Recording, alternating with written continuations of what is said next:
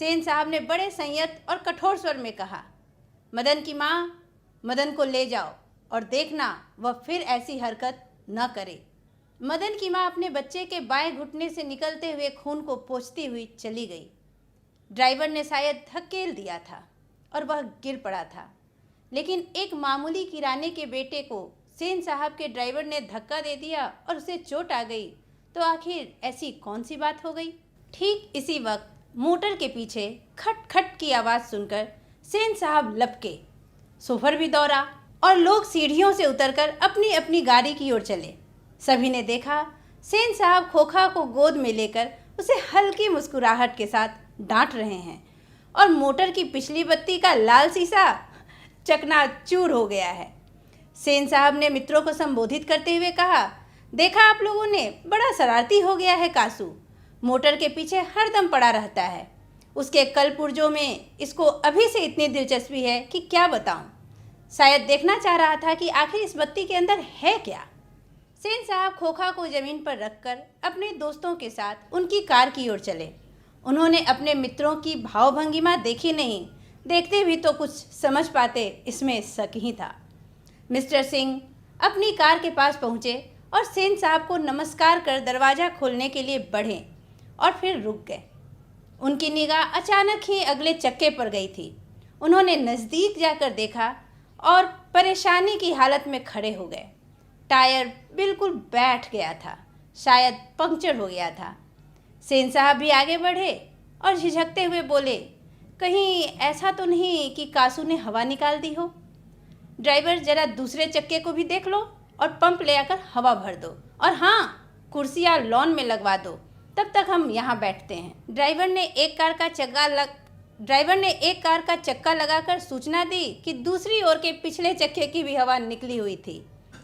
काम तो कासू बाबू का ही मालूम पड़ता है, इधर ही खेल रहे थे, शोफर ने बताया और पंप लाने चला गया। मुखर्जी साहब की गाड़ी सकुशल थी और वह अपने और पत्रकार महोदय के परिवार के साथ चलते बने। सेन साहब और मिस्टर सिंह लॉन की कुर्सियों पर बैठकर बातें करते रहे। बातों के सिलसिले में ही सेन साहब ने बतलाया कि कासू ने इधर चक्कों से हवा निकालना सीख लिया है। मौका मिलते ही शरारत कर गुजरता था। उनका अपना ख्याल था। उसकी इन हरकतों को देखकर तो यह साफ मालूम होता था कि इंजीनियरिंग में उसकी दिलचस्पी है। इसी तरह की दूसरी बेमतलब की बातें होती रहीं, जब तक कि चक्कों में पंप नहीं हो गया और मिस्टर सिंह रुखसत नहीं हो गए। सेन साहब अंदर लौटे तो बेरा को मदन के पिता गिरधर लाल को, जो उनकी फैक्ट्री में किरानी था और अहाते के एक कोने में आउट हाउस में रहता था, बुला लाने का हुक्म दिया। गिरधर लाल आया और सेन साहब के सामने सिर झुकाकर खड़ा हो गया, जैसे खून के जुर्म में कैदी जज के सामने खड़ा हो। सेन साहब ने ठंडी बेलौस आवाज़ में कहना शुरू किया, देखो गिरधर, मदन आजकल बहुत शौक हो गया है। मैं तुम्हारी और उसकी भलाई चाहता हूँ। गाड़ी को गंदा किया वह अलग, मना करने पर ड्राइवर को मारने दौड़ा और मेरे सामने भी डरने के बदले उसकी ओर झपट रहा था। ऐसे ही लड़के आगे चलकर गुंडे, चोर और डाकू बनते हैं। गिरधर लाल कभी कभी जी कह देता था। सेन साहब का भाषण जारी था। ऐसे लड़कों की हालत क्या होती है तुम जानते ही हो।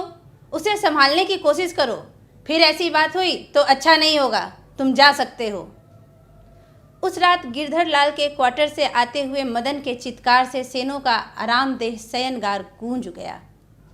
आराम में खलल पड़ने से कुछ झुंझलाकर पिता सेन ने धर्मपत्नी से बड़ी समझदारी की बात कही। गिरधर खुद समझदार आदमी है। उसकी बीबी ने ही लड़के को बिगाड़ दिया है। मदन की यही दवा है। मेरी तो तबीयत हुई थी कि कमबख्त की खाल उधेड़ दूं। गिरधर ने ऐसी ही कराई जारी रखी तो शायद ठीक हो जाए।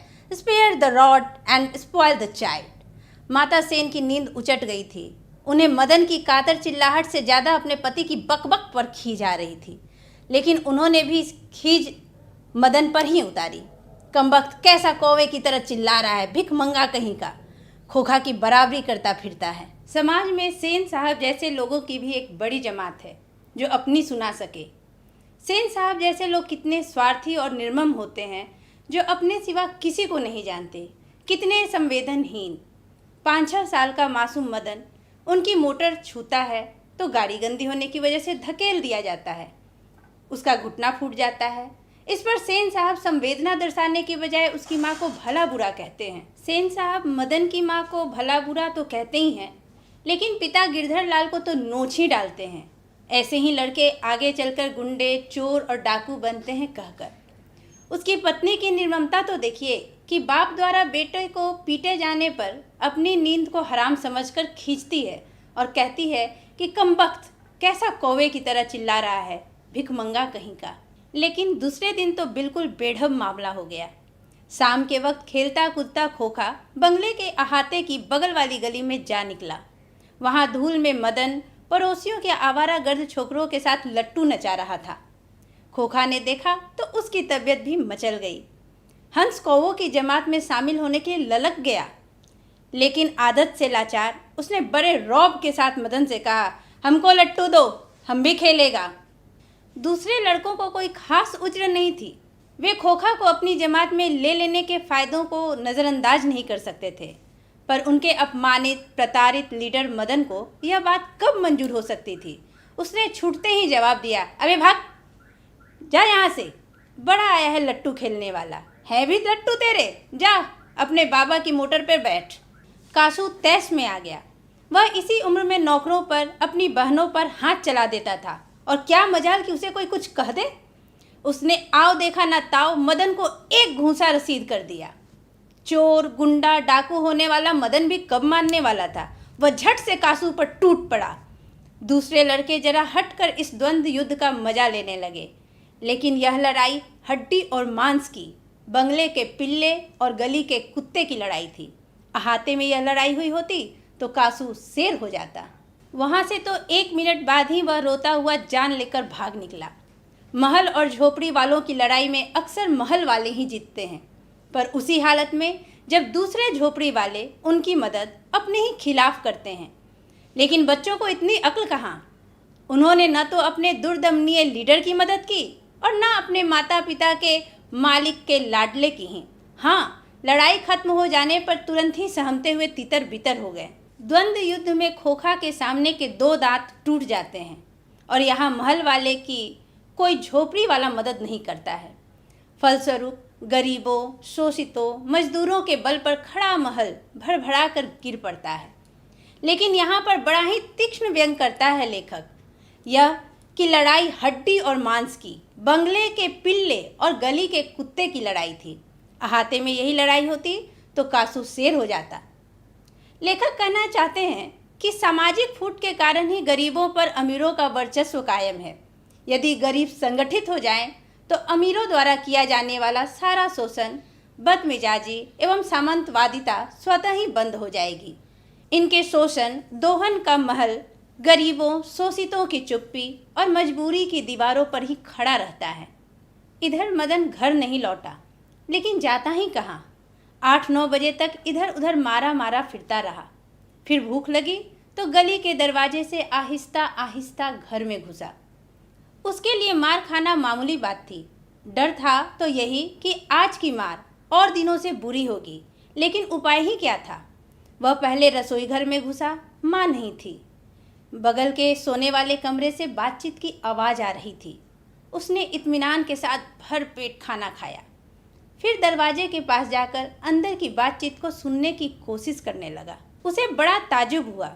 उसके बाबू गरज तरज नहीं रहे थे। उसकी अम्मा ने कोई बात पूछी जिसे वह ठीक से नहीं सुन सका, तो उसके बाबू ने झल्ला कर कहा, अरे भाई बतलाया तो, साहब ने सिर्फ यही कहा, आज से तुम्हारी कोई ज़रूरत नहीं, कल से मकान छोड़ देना और अपनी तनख्वाह ऑफिस से ले लेना। मदन के काम की कोई बात नहीं हो रही थी।